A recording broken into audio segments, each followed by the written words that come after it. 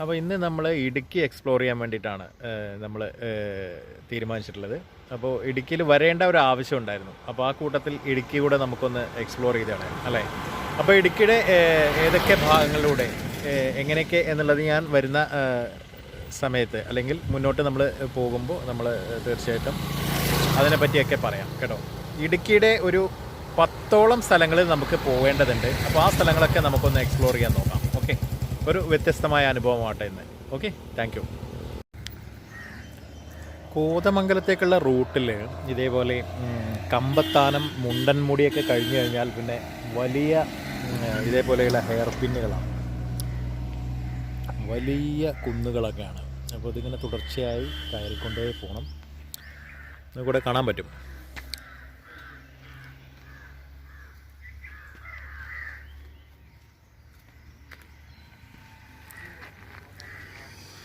വളരെ വലിയ കയറ്റങ്ങളാണുള്ളത്.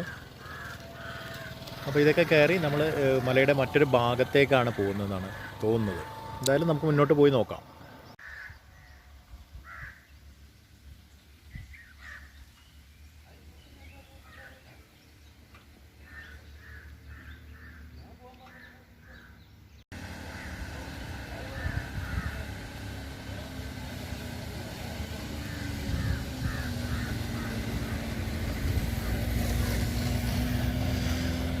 ഇടുക്കിയുടെ സൗന്ദര്യം ഇവിടെ തുടങ്ങുന്നു. അപ്പോൾ മുന്നോട്ട് പോകും തോറും ആ ഒരു സൗന്ദര്യത്തിൻ്റെ മാറ്റ് കൂടി വരികയാണെന്ന് തോന്നുന്നു. ഇതുപോലുള്ള അടിപൊളി കയറ്റങ്ങളാണ് ഹെയർ പിന്നുകൾ. അപ്പോൾ ഇതൊക്കെ കയറി ഇങ്ങനെ മുന്നോട്ട് പോവാം, നമുക്ക് നോക്കാം.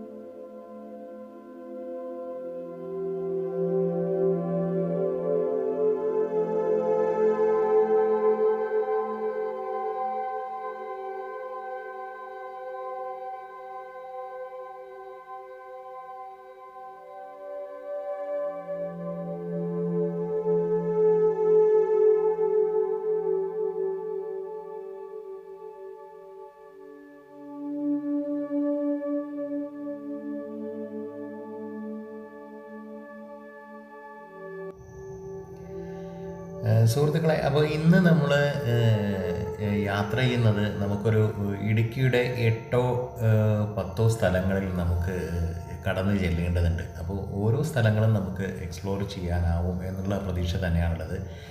പക്ഷേ ആദ്യമായി ഈ പറയട്ടെ, ഇതൊരു റൈഡിങ് വീഡിയോ തന്നെയായിരിക്കും. കാരണം മറ്റൊന്നും ഈ നമുക്ക് ഇടുക്കിയുടെ ഭാഗങ്ങളിലേക്ക് മറ്റ് ഒരുപാട് വലിയ കാഴ്ചകളിലേക്ക് നമുക്ക് കടന്നു ചെല്ലാൻ കഴിയുമെന്ന് തോന്നുന്നില്ല. കാരണം ഓൾമോസ്റ്റ് നമ്മൾ ഇന്നത്തെ ദിവസം മുഴുവൻ യാത്ര ചെയ്യുക തന്നെയാണ്. അപ്പോൾ അതിൻ്റെ ഒരു റൈഡിങ് വീഡിയോ മാത്രമായിരിക്കും ഇത് കേട്ടോ. അപ്പോൾ സാന്ദർഭികമായിട്ട് വരുന്ന യാത്രയുമായി ബന്ധപ്പെട്ട ആ സ്ഥലങ്ങളുമായി ബന്ധപ്പെട്ട വിവരങ്ങളൊക്കെ ഞാൻ നൽകാൻ ശ്രമിക്കുന്നതായിരിക്കും. ഓക്കെ, മുന്നോട്ട് പോവാം.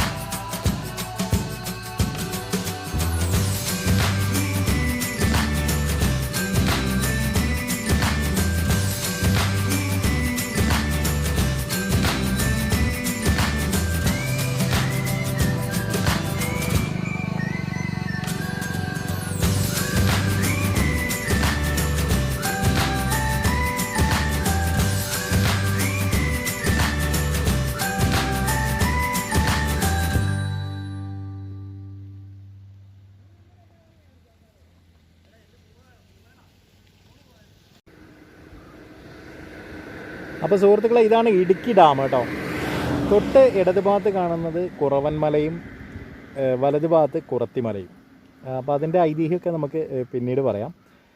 അങ്ങനെ കുറേ കാര്യങ്ങളുണ്ട്. എന്തായാലും നമുക്ക് വിശദമായിട്ട് അത്തരം കാര്യങ്ങളെ പറ്റിയൊക്കെ സംസാരിക്കാം. അപ്പോൾ ഇതാണ് സംഭവം. ഞാൻ നിങ്ങളൊന്ന് സൂം ചെയ്ത് കാണിക്കാം കേട്ടോ. വൈദ്യുതോൽപാദനത്തിൻ്റെ ആവശ്യകതയ്ക്കായി വെള്ളക്കാരുടെ കാലത്ത് തന്നെ നിർമ്മിക്കപ്പെട്ടതാണ് ഇടുക്കി ഡാം എന്ന് പറയാം. കമാന ആകൃതിയിൽ ഏഷ്യയിൽ ആദ്യമായി നിർമ്മിക്കപ്പെട്ടിട്ടുള്ള അണക്കെട്ടാണ് ഇടുക്കി ഡാം. കുറവൻ മലക്കും കുറത്തിമലക്കും ഇടയിലായി കമാന രൂപത്തിൽ ഇതേപോലെ 168 മീറ്റർ ഉയരത്തിലാണ് ഇടുക്കി ഡാം സ്ഥിതി ചെയ്യുന്നത്. ഇടുക്കി ഡാമും ചെറുതോണി ഡാമും കുളമാവ് ഡാമും അങ്ങനെ 3 ഡാമുകളിൽ വെള്ളം സംഭരിച്ച് നിർത്തിയാണ് വൈദ്യുതോൽപാദനത്തിന് ആവശ്യമായ ജലം കണ്ടെത്തുന്നത്. ഏകദേശം 60 കിലോമീറ്റർ ചുറ്റളവിലുള്ള വെള്ളമാണ് സംഭരിച്ച് നിർത്തിയിരിക്കുന്നത്. വളരെ വലിയ തോതിൽ വൈദ്യുതോൽപാദനം കേരളത്തിന് ആവശ്യമുള്ള വൈദ്യുതിയുടെ നല്ലൊരു പങ്കും ഉൽപ്പാദിപ്പിക്കപ്പെടുന്നത് ഇവിടെ നിന്നാണ്. വളരെയേറെ പ്രത്യേകതരം നിർമ്മിതിയാണ് അണക്കെട്ട് എന്ന് തന്നെ പറയാം.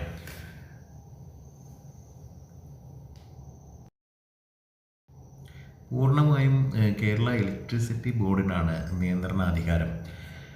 ഡാമിൽ നിന്നുമുള്ള ജലം മൂലമറ്റം പവർ ഹൗസിൽ എത്തിച്ചാണ് വൈദ്യുതോൽപാദനം നടത്തുന്നത്. 3 ഡാമുകളിലെയും വെള്ളം ഇതിനായി ഉപയോഗപ്പെടുത്തുന്നു.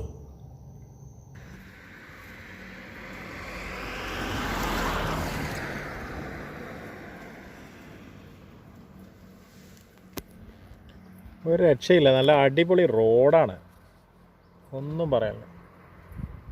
One side ഫോറസ്റ്റാണ്.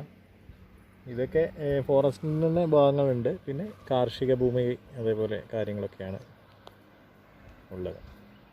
കുറച്ച് അപ്പുറത്ത് ഈ പാറപ്പുറത്ത് കുറേ തെങ്ങുകൾ നിൽക്കുന്നത് കണ്ടു. അതൊരു വ്യത്യസ്ത കാഴ്ചയായി തോന്നി. നമുക്ക് വരുമ്പോൾ അത് ഷൂട്ട് ചെയ്യാം. ഇനി നമുക്ക് യാത്ര ചെയ്യാനുള്ളത് വണ്ടിപ്പെരിയാർ റൂട്ടാണ്. അപ്പോൾ തേക്കടി കുമളി റൂട്ടിലാണ് ഇനി നമ്മൾ സഞ്ചരിക്കാനുള്ളത്. അല്പദൂരം ഇതേപോലെ നമ്മൾ മുന്നോട്ട് പോയി നല്ല കുറേ ഭാഗങ്ങൾ കണ്ടപ്പോൾ ജസ്റ്റ് ഒന്ന് ഷൂട്ട് ചെയ്യാമെന്ന് കരുതി നിർത്തിയതാണ്. ഇനി നമുക്ക് മുന്നോട്ട് പോകേണ്ടിയിരിക്കുന്നു. മുന്നോട്ട് തന്നെ പോകാം.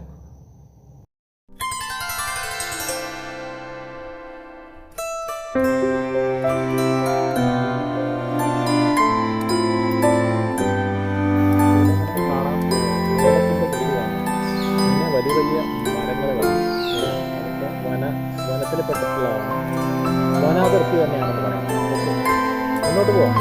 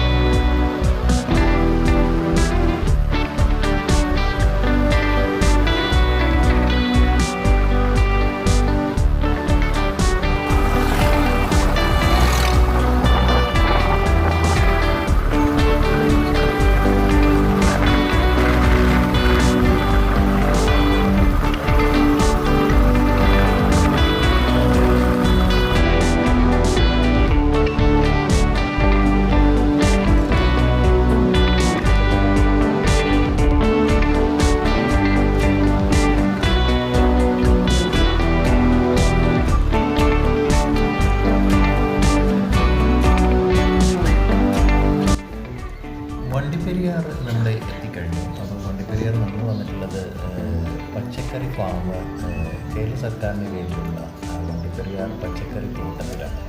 അപ്പോൾ അവിടെ വരേണ്ട ഒരാവശ്യമുണ്ടായിരുന്നു. അപ്പോൾ അതുമായി ബന്ധപ്പെട്ട് അപ്പോൾ ഫാമിനെ കുറിച്ച് ഭാഗങ്ങളൊക്കെ ചിത്രീകരിക്കാമെന്ന് അവരുടെ പെർമിഷനോടുകൂടി തന്നെ നമ്മൾ അത് ചിത്രീകരിക്കുകയായിരുന്നു. വിത്തുൽപാദനമാണ് പ്രധാനമായും ഫാമിൽ നടക്കുന്നത്. എല്ലാത്തരം പച്ചക്കറികളുടെയും അതേപോലെ തന്നെ അലങ്കാര ചെടികളുടെയും അല്ലെങ്കിൽ മറ്റു തരത്തിൽ അതുമായി ബന്ധപ്പെട്ട സസ്യലതാദികളുടെയൊക്കെ വിത്തുൽപാദനമാണ് മെയിനായിട്ടും പച്ചക്കറി ഫാമിൽ നടക്കുന്നത്. സൊസൈറ്റികളൊക്കെ ഇപ്പോൾ ഇത് എത്ര ഏക്കർ അങ്ങനെ എന്തെങ്കിലും ആണല്ലേ? അതിനകത്ത് കൃഷിയാണ് നടക്കുന്നത്, വിത്തിൻ്റെ ഉൽപാദനം. പിന്നെ അല്ലാതെ കൊടിയുണ്ട്, കാപ്പി, അതെല്ലാം ഉണ്ട് നമുക്ക്. അത് ശരി, തൈകളുണ്ട്. അത് ശരി. അഗ്രികൾച്ചർ ഡിപ്പാർട്ട്മെൻറ്റിൻ്റെ കീഴിലല്ലേ? ഓക്കെ.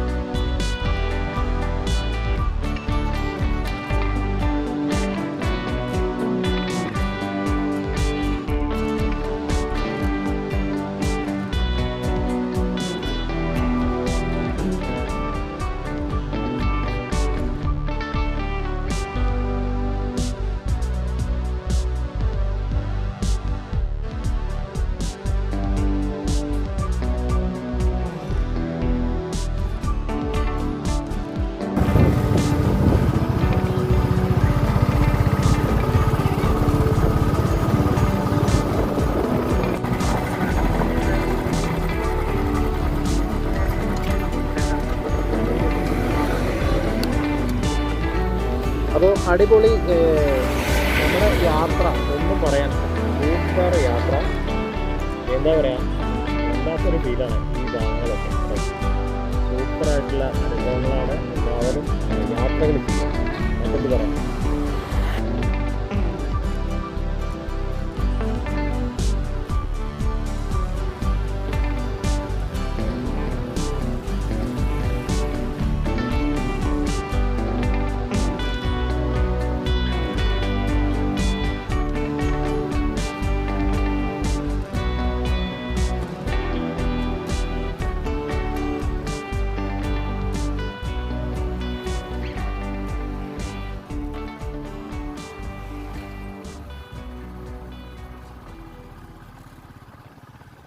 അപ്പോൾ ഇനി നമ്മുടെ യാത്ര പീരുമേട്ടിലേക്കാണ്. അപ്പോൾ പീരുമേട്ടിലുള്ള അല്ലെങ്കിൽ പീരുമേട്ടിലേക്ക് പോകുമ്പോഴുള്ള മനോഹരമായ കാഴ്ചകളാണ് നമ്മളിപ്പോൾ കണ്ടുകൊണ്ടിരിക്കുന്നത്.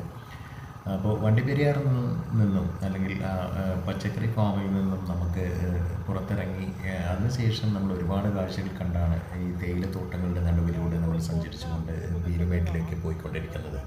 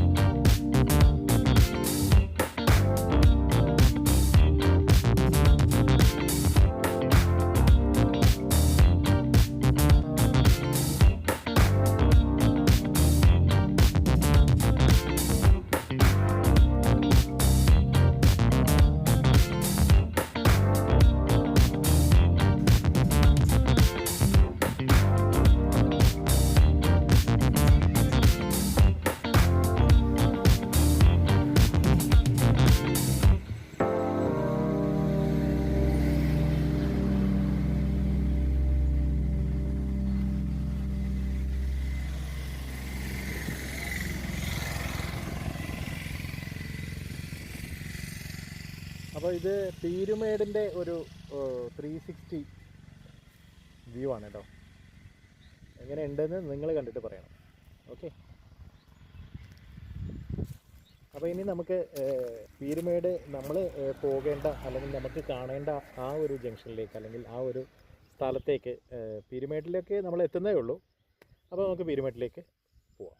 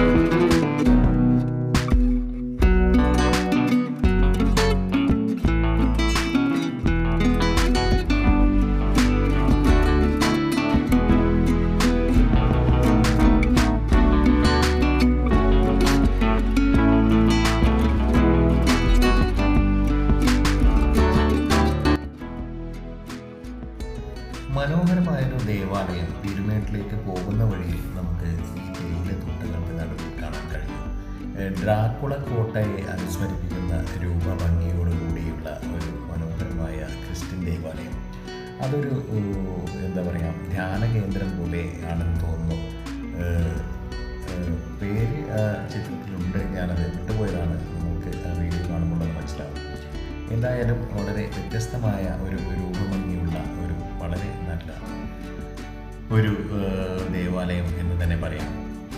അതിന് മുന്നിലുള്ള ചായക്കടയിൽ നിന്നും ഒരു ചായ വാങ്ങി കഴിച്ച് ഞാൻ മുന്നോട്ട് തന്നെ. ഇതെന്താണ് സാധനം? ഇതെന്താ സംഭവം? ആ, സോപ്പാണല്ലേ? അതെ, ശരി, സോപ്പാണ്.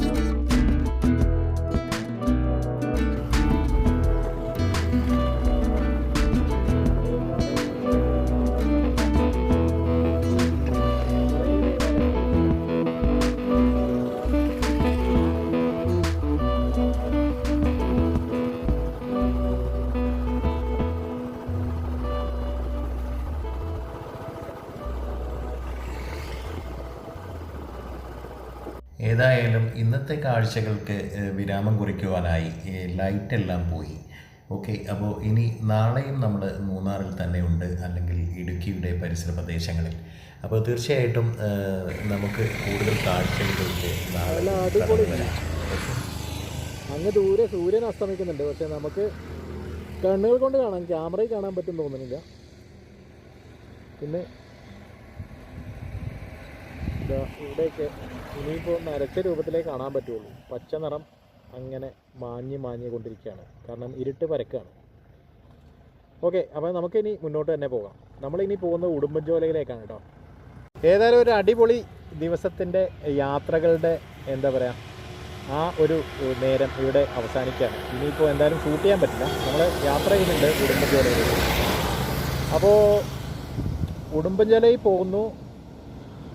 നമ്മളവിടെ നിന്ന് തിരിച്ച് നാട്ടിലേക്ക് തിരിക്കണോ അതോ ഇവിടെ സ്റ്റേ ചെയ്യണോ എന്നുള്ള കാര്യം അവിടെ ചെന്നിട്ട് തീരുമാനിക്കും. ഓക്കെ, അപ്പോൾ ഇനി ഏതായാലും ഷൂട്ടിംഗ് നടക്കും തോന്നുന്നില്ല, ഈ കാഴ്ചകൾ മാത്രമേ ഉള്ളൂ. അപ്പോൾ നമ്മൾ തിരിച്ച് ബാക്ക് ടു ഹോം. ഓക്കെ, കാണാം.